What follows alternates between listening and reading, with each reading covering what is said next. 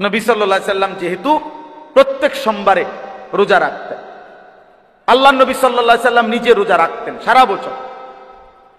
এবং নবীজি সাল্লাল্লাহু আলাইহি সাল্লামকে জিজ্ঞেস করা হয়েছে, আপনি ইয়াউমুল ইসনাইন মানে সোমবারে রোজা কেন রাখেন? আল্লাহ নবী সাল্লাল্লাহু আলাইহি সাল্লাম বলেন, ফীহি বুলিততু ওয়া ফীহি উনজিলা আলাইয়া, এই দিনে আমি জন্মগ্রহণ করেছি এবং এই দিনেই আমার উপরে কোরআন নাজিল হয়েছে। এই জন্য বাবাদেরকেও বলি, বাপ ধাক্কা ধাক্কি পরে কইরেন, সুন্নি ওয়াহাবি পরে কইরেন, আশেক দুশ্মন পরে ঠিক কইরেন। আগে নবীজি সাল্লাল্লাহু আলাইহি সাল্লামের এই কথাটা সঠিক কিনা এটা আপনি যে যার তরিকার যে হুজুর তারই জিজ্ঞাসা করেন। আমার কথাটা বুঝেন না, আমার থেকে না, যেই তরিকার হুজুরে পছন্দ করেন, উনি যদি আলেম হয়, হুজুর হয়, ওনারে বলেন যে এই কথাটা সঠিক কিনা যে আল্লাহ নবী সাল্লাল্লাহু আলাইহি সাল্লাম প্রত্যেক সোমবারে রোজা রাখতেন, এইটা ঠিক কিনা। দুই, এটাও বলেন যে নবীজি যে এটার কারণ বলছে যে এই দিনে আমি জন্মগ্রহণ করেছি এবং এই দিনে আমার উপরে কোরআন নাজিল হয়েছে, এই যে নবীজি এটা বলছে এটা ঠিক কিনা। যদি ব্যাঠিক হয় এটা, তাইলে আমার বিচার হবে, এটা পরে। কিন্তু যদি এটা ঠিক হয় তাহলে ইনসাফ তো এটাই বলে যে তার জন্মদিন তিনি যেভাবে পালন করছেন আমাদের জন্য এটাই অনুসরণীয়। কথা বুঝেন নাই আপনি? এটা ইনসাফ কিনা, ঠেলাঠেলি ধাক্কা ধাক্কি এটা পরে। আগে বিবেক কি বলে, বিবেক কি বলে। নবীজি সাল্লাল্লাহু আলাইহি সাল্লামের কথা, নবীজির কাজ, নবীজির সমর্থন, এটাই তো আমাদের অনুসরণ। কথা বলেন না, আমরা অনুসরণ কি বুঝি? নবীজিকে অনুসরণ করতে আল্লাহ বলছে কিনা? কথা বলেন, বলছে কিনা? তো সেই অনুসরণ মানে কি? নবী সাল্লাল্লাহু আলাইহি সাল্লামের কথা, তার কাজ, তার সমর্থন, সাহাবায়ে কেরামের বর্ণনা যেগুলো, তো সেটাই তো আমরা সমর্থন করা, অনুসরণ করা, এটাই তো সুন্নাত, এটাই তো ভালোবাসা, এটাই তো মহব্বত, এটাই তো মহব্বত। তো তিনি উপাস থাকতেন সুবহে সাদিক থেকে সন্ধ্যা পর্যন্ত। তিনি নিজের জন্মের জন্য সারা বছর 52টা সোমবার, তো 52টা সোমবারে বছরে 52টা রোজা রাখতেন, সোমবারে রোজা রাখতেন। তিনি রোজা রাখতেন, রোজা মানে না খাওয়া একটা নির্ধারিত সময়। তাইলে তিনি না খেয়ে নিজের জন্ম পালন করতেন। ভালোবাসার দাবিদার উম্মত সর্বোচ্চ মজাদার খাবার খেয়ে তিনি সেই নবীর জন্মদিন পালন করছি আমরা। ঠিক আছে, যদি এটাই ইনসাফ হয় তাহলে হাসরের ময়দানেই ফায়সালা হবে ইনশাআল্লাহ। এটাই যদি হয় যে ইনসাফ, যে তিনি রাখছেন রোজা আর আমি খাই খানা, আমি খাই বিরিয়ানি, আমি খাই ডেগে ডেগে খিচুড়ি, ঠিক আছে, তো ঠিক আছে, মানে পিড়াপিড়ির কি দরকার? আপনার বিবেক যদি এটাই বলে তো ঠিক আছে, হাসরের ময়দানেই ফায়সালা হবে। বুঝেন নাই কথাটা? হাসরের ময়দানেই ফায়সালা হবে কোনটা ইনসাফ। তিনি যদি বছরে 52 বার, এক বছরে 52টা জুমা, তাহলে 52টাও সোমবার। তাইলে এরকম প্রত্যেক সোমবারে যদি তিনি রোজা রাখেন এবং তিনি কারণ বলছেন, তাহলে আমাদের জন্য তো নবী সাল্লাল্লাহু আলাইহি সাল্লামের জন্ম, নবীজির মিলাদ, নবীজির আগমন, নবীজির এই পৃথিবীতে আবির্ভাব, এই ক্ষেত্রে আমাদের করণীয় কি, এটা আমরা নিজেরা গবেষণা করে বাইর করার দরকার কি? তিনি তো ঠিক করে দিছেনই। কথা বোঝেন নাই? এই ব্যাপারে যদি ওনার থেকে কোনো তথ্য না থাকতো তাইলে না আমি চিন্তা করতাম যে আমি কি করতে পারি। আর তা আল্লাহ নবী সাল্লাল্লাহু আলাইহি সাল্লাম থেকে কোনো আমল আছে কিনা বলেন না কেন? আছে কিনা? সেটা কি? কোন দিন? বছরে কয় দিন? তো মানে যতটা সোমবার, আর 52 হোক আর 54 হোক, সোমবার সোজা হিসাব। আল্লাহ আমাদেরকে বুঝার তৌফিক দান করে। আমি ব্যক্তিগতভাবে এই জন্য ঝগড়ার পক্ষপাতী না।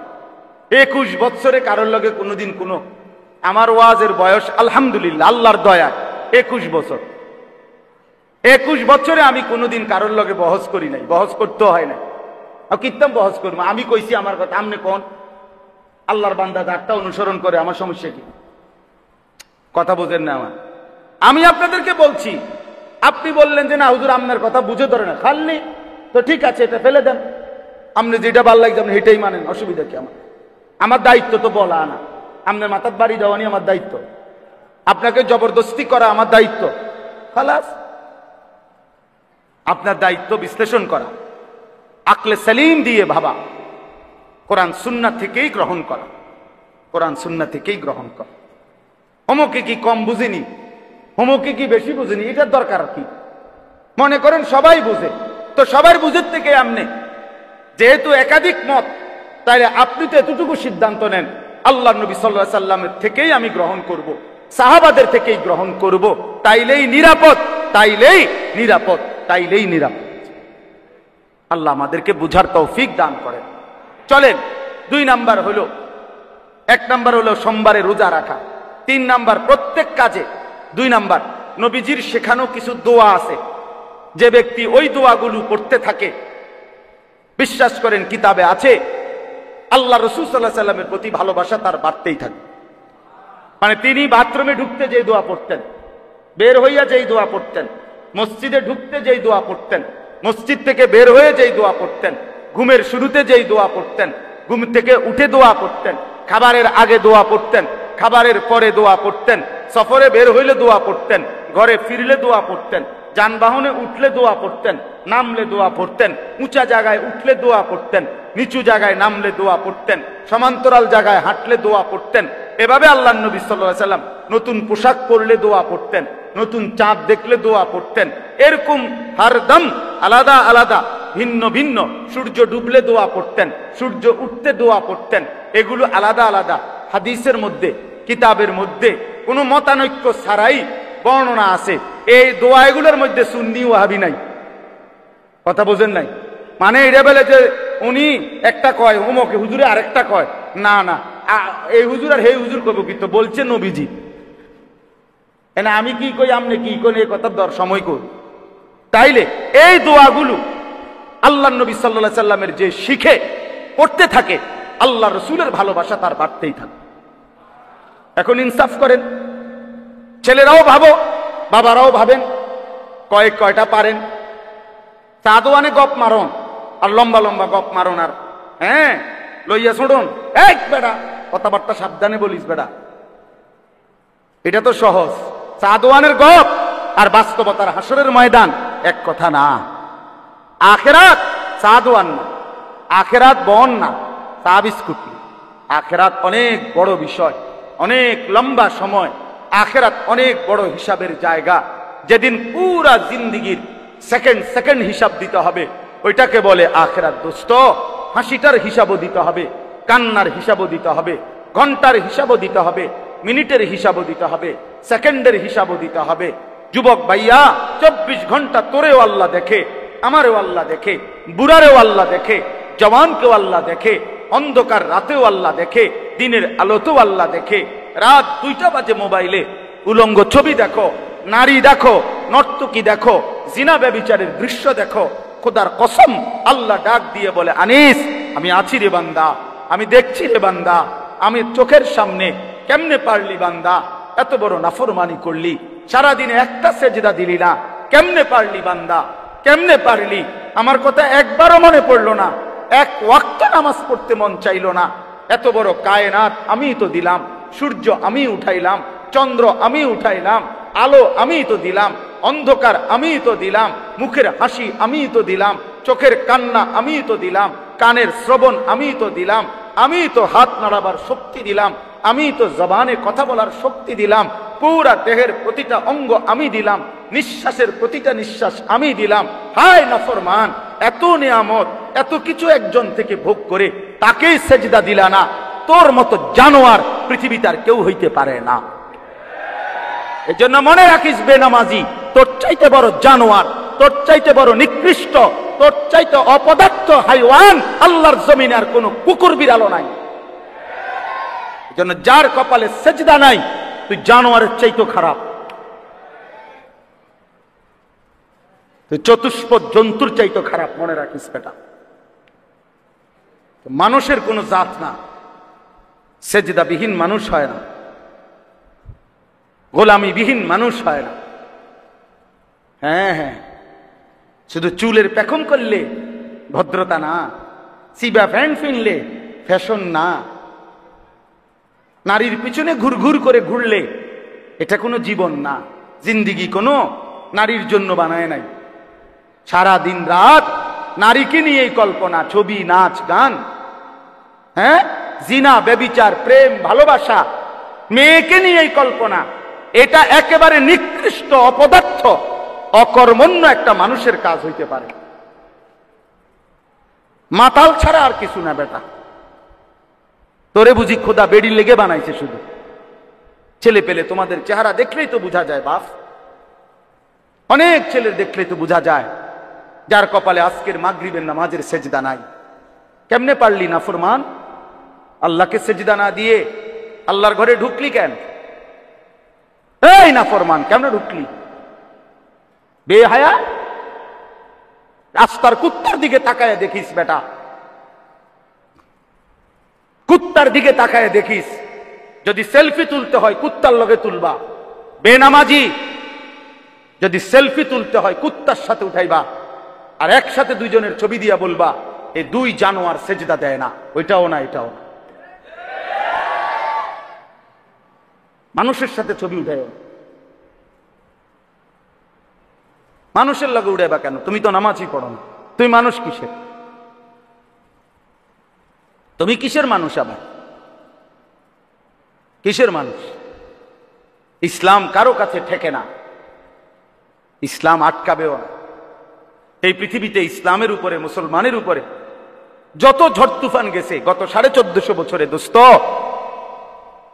এর যদি 1000 ভাগের 1 ভাগ, লাখো ভাগের 1 ভাগও যদি অন্য কোন ধর্মাবলম্বী, অন্য কোন মতবাদের উপরে এরকম জুলুম, অত্যাচার, নির্যাতন হতো, তো পৃথিবীতে সেই ধর্ম বিলীন হয়ে হয়তো ইতিহাসের পাতায় নয়তো জাদুঘরে ওইটার স্মৃতি হিসাবে সংরক্ষিত কিছু থাকতো। কিন্তু এগুলো অনেক সময়ের ব্যাপার। শুধু তাতারিরা, Genghis Khan, Hulagu Khan, Timur Lang এই পৃথিবীর ইতিহাসের এক দুর্ধর্ষ সেনানায়ক ছিল। তাতার একটা জাতি, এই তাতারি মঙ্গল জাতি, অর্থাৎ যাদের পরবর্তী বংশধর হইল মুঘল বংশধর। আমাদের এই ভারতীয় উপমহাদেশ যারা শাসন করছে, মুঘল সাম্রাজ্য, এই জহিরুদ্দিন মোহাম্মদ বাবর, তারপরে বাদশাহ হুমায়ুন, বাদশাহ আকবর, জালালউদ্দিন মোহাম্মদ আকবর, এরপরে আওরঙ্গজেব, আলমগীর, এই যে এদের পূর্বপুরুষ ছিল কাফের।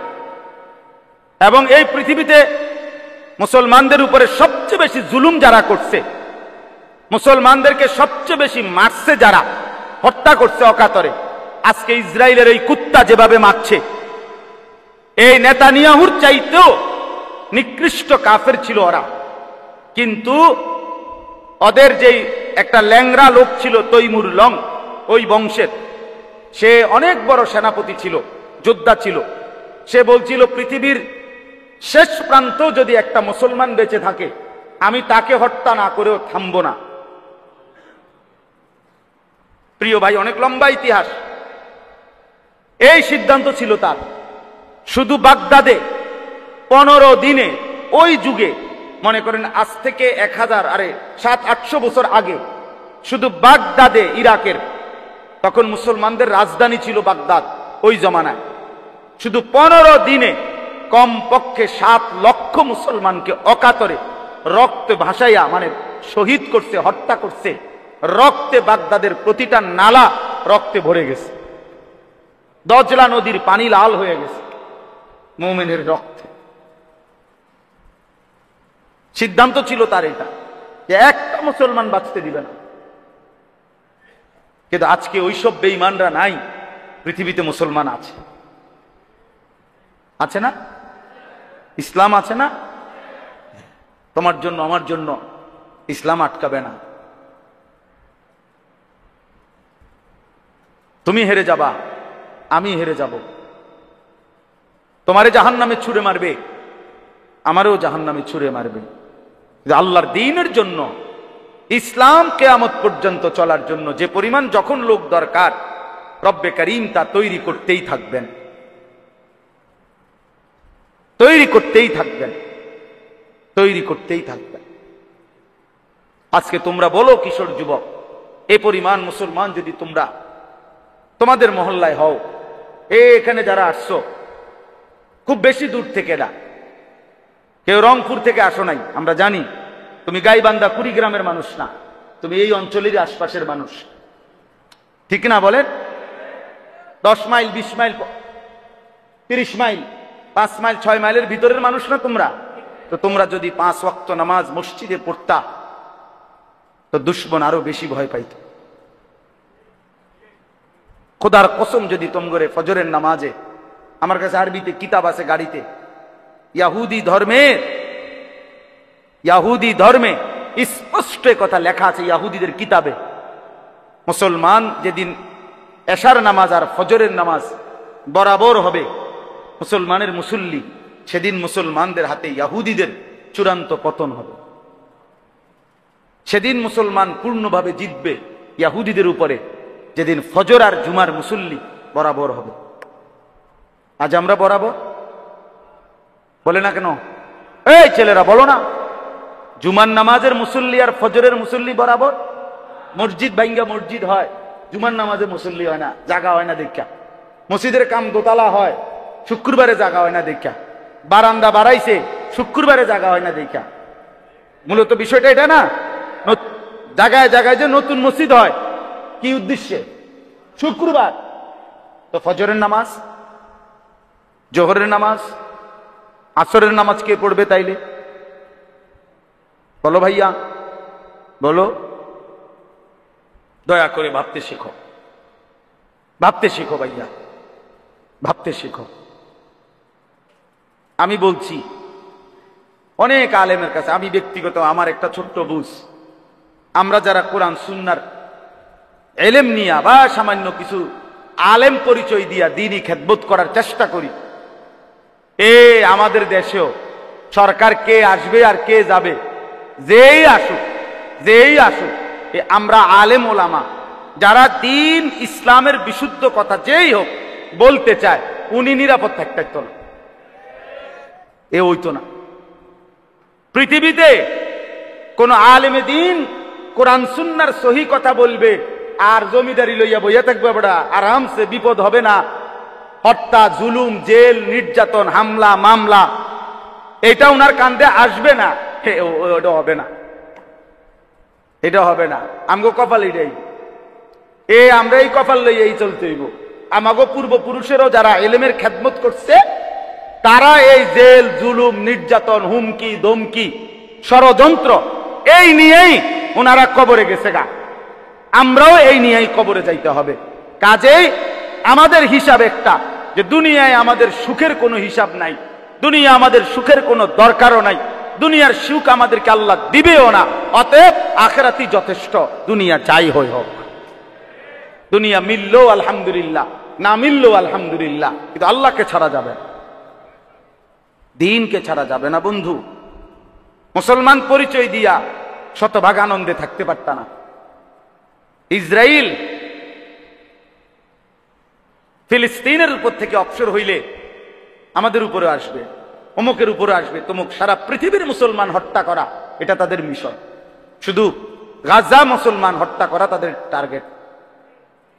মিশন শুধু 90 লাখ মানুষ মারা না, মিশন তো 200 কোটি মুসলমান নিশ্চিহ্ন করা। তোমাদের এই চুল, এই চেহারা, বেনামাজি এই জিন্দিগি, সেজদাবিহীন এই জীবন, রাত নাই দিন নাই, নারী, ছবি, মোবাইল, অস্থির দৃশ্য, প্রিয় ভাই, কেমনে পারবা? হ্যাঁ, 2টা স্লোগান দেওয়া আর আল্লাহর জন্য জীবন দেওয়া এক কথা না। স্লোগান সবাই দিতে পারে, আল্লাহ আমাদেরকে বুঝ দান করেন। এইটাই এই আয়াত। তাহলে আমি ওই কথাটা শেষ করি। আল্লাহ নবী সাল্লাল্লাহু আলাইহি সাল্লাম এর ভালোবাসার কথাটা বলতেছিলাম। 2 নাম্বার। 3 নাম্বার হলো, প্রত্যেক কাজ যে ব্যক্তি সুন্নাত মোতাবেক করার চেষ্টা করে, রাসূলুল্লাহ সাল্লাল্লাহু আলাইহি সাল্লামের তরিকা মোতাবেক তো নবীজির প্রতি তার ভালোবাসা বাড়তেই থাকে, বাড়তেই থাকে। 4 নাম্বার, নবীজি সাল্লাল্লাহু আলাইহি সাল্লামের জীবনী। এইটার লাগেই এই কথা গেছিলাম। নবীজির সাল্লাল্লাহু আলাইহি সাল্লামের জীবনী, 63 বছরের হায়াত, যে নিয়মিত পড়তে থাকে, কখনো 1 পৃষ্ঠা 2 পৃষ্ঠা করে অল্প অল্প করে পড়তেই থাকে, তো আল্লাহ রাসূল সাল্লাল্লাহু আলাইহি সাল্লামের প্রতি ভালোবাসা তার বাড়তেই থাকে। 5 নাম্বার, নিয়মিত যে নবীজি সাল্লাল্লাহু আলাইহি সাল্লামের উপরে দুরূদ শরীফ পড়ে, আল্লাহর নবীর প্রতি তার ভালোবাসা বাড়তেই থাকে। কয়টা হইল? 5। সোমবারে যে রোজা রাখে, নবীর প্রতি তার ভালোবাসা বাড়তেই থাকে। প্রত্যেক কাজে নবীজির শেখানো দোয়াগুলো যে পড়তে থাকে, নবীজির প্রতি তার ভালোবাসা বাড়তে থাকে। সব কাজ যে সুন্নত মোতাবেক করতে থাকে, নবীজির প্রতি তার ভালোবাসা বাড়তেই থাকে। প্রতিনিয়ত আল্লাহর নবীর জীবনী যে পড়তে থাকে, শুনতে থাকে, নবীজির প্রতি তার ভালোবাসা বাড়তে থাকে। আর নবী সাল্লাল্লাহু আলাইহি সাল্লামের উপরে বেশি বেশি যে দুরূদ শরীফ পড়ে, নবীজি সাল্লাল্লাহু আলাইহি সাল্লামের প্রতি তার ভালোবাসা বাড়তে থাকে। আল্লাহ আমাদেরকে তৌফিক দান করেন।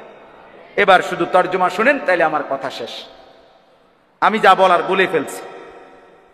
ইয়া আইয়ুহাল্লাযীনা আমানু, হে ঈমানদারগণ, মান ইয়ারতাদ্দা মিনকুম আন দীনিহি, আল্লাহর নবী সাল্লাল্লাহু আলাইহি সাল্লামের ঈমানদার উম্মত আমাদেরকে আল্লাহ লক্ষ্য করে বলছে, ছেলেরা বাপ তোমরাও শোনো, বাপ তোমরাও শোনো। আল্লাহ তাআলা বলেন, হে ঈমানদারগণ, মান ইয়ারতাদ্দা মিনকুম আন দীনিহি, তোমাদের মধ্যে যেই আল্লাহর দ্বীন থেকে, ইসলাম থেকে ফিরে যাবে, ইসলামকে ত্যাগ করবা, আল্লাহর বিধান, আল্লাহর কোরআনকে যারা ত্যাগ করবা, তো আল্লাহ তাআলা বলেন, ভেবো না যে আমি আল্লাহ তোমার কাছে আটকায় যাব। ফাসাউফা ইয়াতিল্লাহু বিকাউমিন, আমি অচিরেই অল্প সময়ের ব্যবধানে নতুন জাতি নিয়ে আসব, নতুন মানুষ তৈরি করব। কেমন কেমন মানুষ তৈরি করব? 1, ইউহিব্বুহুম ওয়া ইউহিব্বুনা, যারা আল্লাহকে ভালোবাসবে, আল্লাহও তাদেরকে ভালোবাসবে। 2, আদিল্লাতিন আলাল মুমিনিন আইজ্জাতিন আলাল কাফিরিন, যারা মুমিনদের প্রতি হবে নম্র, কাফেরদের প্রতি হবে কঠোর। 3, ইউজাহিদুনা ফি সাবিলিল্লাহ, যারা আমৃত্যু আল্লাহর পথে যুদ্ধ করতে থাকবে, ওয়ালা ইয়াখাফুনা লাউমাতা লাইম, কারো কোনো নিন্দা, ভৎসনা, তিরস্কারে ভয় পাবেন, ভয় পাবেন। সমাধান মৃত্যুই। এজন্য আল্লাহ তাআলা বলেন, বান্দা তুমি আমারে ঠেকাইও না, আমি সব সময় এই 3 গুণওয়ালা আমার জাতি রেডি রাখি, এই পৃথিবীতে থাকবে। 3 গুণ মানে 2টা 2টা করে, প্রতি গুণে 2টা, মোট 6টা গুণ। 3 গুণারি মানে 3টা, প্রতিটার মধ্যে 2টা। আল্লাহ তাদেরকে ভালোবাসবে, তারাও আল্লাহকে ভালোবাসবে। 2, তারা ইমানদারের প্রতি হবে নম্র, কাফেরের প্রতি হবে কি? কঠোর। 3, তারা আল্লাহর পথে যুদ্ধ করবে এবং কারো কোনো নিন্দা ভৎসনায় কি করবে না? ভয় পাবে, ভয় পাবে। এরপরে আল্লাহ বলেন, যালিকা ফাদলুল্লাহ ইউতিহি মান ইয়াশা, এমন নিয়ামত, এমন গুণ, এমন মোমেন, এমন ইমানদার আল্লাহ যাকে চান দয়া করে তাকেই দান করেন। এই জন্য ভাইয়া ভাত আল্লাহ সবাইরে খাওয়ায়, ভাত আল্লাহ সবাইরে খাওয়ায়, কিন্তু ইবাদত, সেজদা, আখিরাতের আমল, আল্লাহর বন্দেগী সবাইকে দিয়ে আল্লাহ করায় না। এটা আল্লাহ যারে পছন্দ করে তারে আল্লাহ তাআলা সেজদা দেওয়ার তৌফিক। এই জন্য তোমরা যারা এখন খাইতেছো, ঘুমাইতেছো, পেশাব পায়খানা করতেছো, আর নারী দেখো, ছবি দেখো, মা কিছু বলে না, বাপ কিছু বলে না, সবার বাঁধন থেকে তোমরা ছুটে গেছো। এই সমাজের মুরব্বী, বয়স্ক, বাবা কেউ কিছু তোম করে, কিশোর জোয়ান ছেলে তোমাদেরকে আর বলে না, নিজের হাতে নিজেরে তুলে নিছো এবং নারী, ছবি, মোবাইলের কাছে নিজেরে সমর্পণ করে বন্ধুদের আড্ডায়, অসৎ লোকের আড্ডায় শেষ হচ্ছ। মনে রাখো, মনে রাখো ভাইয়া, এই পথ তোমারে জাহান্নামে নিয়ে যাবে, এই পথ তোমারে জাহান্নামে নিয়ে যাবে।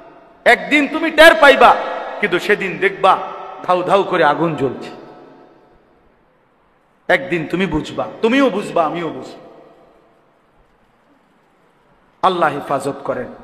শেষ কথা হলো, আল্লাহ তাআলা বলেন ইন্নামা ওয়ালিয়ুকুম, এই ছেলেরা, বাবারা, বয়স্করা সবাই শুনেন, আল্লাহ আবার বলতেছে, অতএব বান্দা শুনো, তোমাদের সকলের বন্ধুত্ব হবে, বন্ধু হবে কে? মুমিনের বন্ধু কে? এক, আল্লাহ, এই যে। দুই, ওয়া রাসূলুহু, আল্লাহর রাসূল। তিন, ওয়াল্লাযীনা আমানুল্লাযীনা ইউকিমুনাস সালাহ ওয়া ইউতুনাজ যাকাতা ওয়া হুম রাকিউন। তিন, ওই সমস্ত ঈমানদার যারা বিনম্র চিত্তে নামাজ পড়ে এবং যাকাত প্রদান করে। বেনামাজি মুমিনের বন্ধু হইতে পারে না, হারামখোর মুমিনের বন্ধু হইতে পারে না।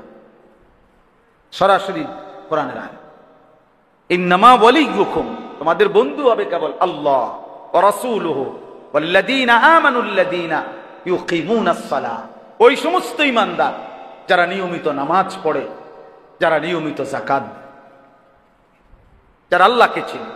সর্বশেষ আল্লাহ বলেন ওমান ইয়াতাওয়াল্লাল্লাহা, আল্লাহকেই যে বন্ধু বানাবে, ওয়া রাসূলুহু ওয়া রাসূলাহু, রাসূলকে যে বন্ধু বানাবে, ওয়াল্লাযীনা আমানু, ওই উপরোক্ত গুণাবলী সম্পূর্ণ মুমিনদেরকে যারা বন্ধু বানাবে, তারাই আল্লাহর দল। আর ফাইন্না হিজবাল্লাহি হুমুল গালিবুন, আল্লাহর এমন দল বিজয়ী হবে, বিজয়ী হবে। সময়ের ব্যবধান হবে হয়তো, কিন্তু বিজয়ী হবে। এই জন্য আজকের এই শেষ কথা এটাই, বাবা, কিশোর, নওজোয়ান, আল্লাহকেই বন্ধু বানাও, নবী সাল্লাল্লাহু আলাইহি সাল্লামকেই বন্ধু বানাও। ঈমানদার মুমিন যারা আল্লাহকে ডাকে, তার সাথেই তুমি তোমার সম্পর্ক গড়ে তোলো। আল্লাহ নবী সাল্লাল্লাহু আলাইহি সাল্লাম বলছেন, আল্লাহ তাআলা বলছেন হাদিসে কুদসি, আল্লাহ নিজে বলছেন ওয়াজাবাত মাহাব্বাতি, আমি আল্লাহর মহব্বত, ভালোবাসা আমার ওই বান্দার জন্য ওয়াজিব হয়ে যায়। লিল মুতাহাব্বিনা ফিয়া, আমার যে দুই বান্দা আমি আল্লাহর জন্য একে অপরকে ভালোবাসি।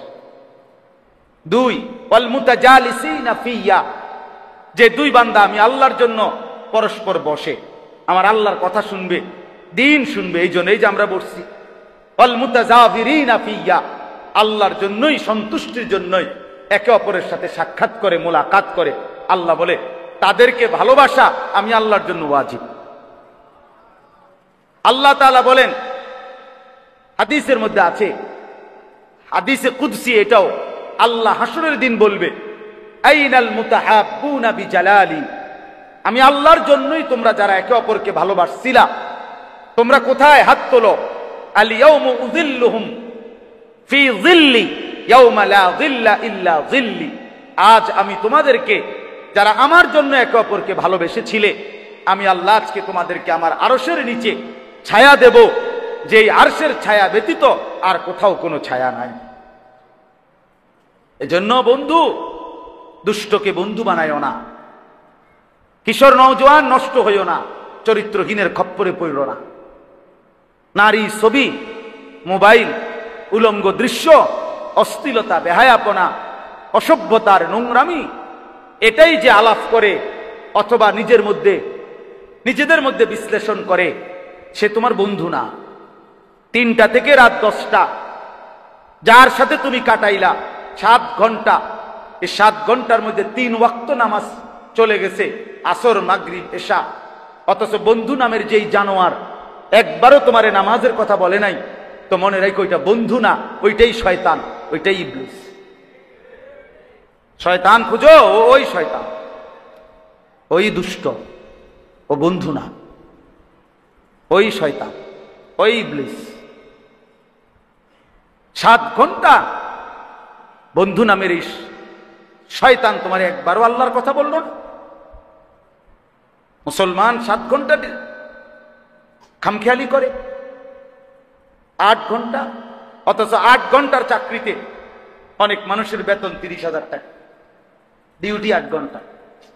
স্ট্যান্ডার্ড টাইম কোতে ডিউটির চাকরির 8 ঘন্টা না, তো 8 ঘন্টায় মানুষের হায়াত চলে, ডিউটিতে 8 ঘন্টায় পরিবার 8 ঘন্টার উপার্জন দিয়ে চলে, আর তুমি সেই 8 ঘন্টাই খামখেয়ালি করলে। 8 ঘন্টাই তামসা করলাম, কামটা করলা কি ভাই? এটা কোনো কথা হইল? আল্লাহ আমাদেরকে হেফাজত করেন। আমার আরো অনেক আগে শেষ করে দেওয়ার কথা, কিন্তু আমি এরপরও একটু বেশি বললাম।